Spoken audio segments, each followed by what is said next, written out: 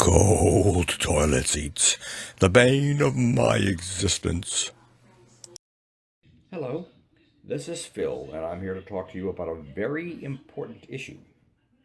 Cold toilet seats. Yes, I have been plagued my entire life by plague toilet seats. I just don't have much back there, and it's cold. So, I have tried many things over the years. I've tried those cushy things that you put on, wrap around there. If they fall off, they get dirty. Um, I've tried these that you stick on. I've tried many other things. Anyway, recently, thanks to YouTube, someone recommended a toilet seat that opens in the front. And it has solved my problem, and I want to pass it on to you.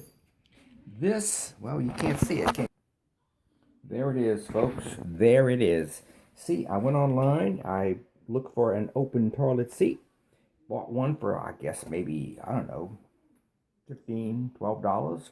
And now I go to somewhere. I go to Dollar Tree, buy myself 5 or 6 pairs of socks, keep them up there, put them on there, and my problem is solved. No more thing. I just take them off, wash them, or throw them away. Doesn't matter.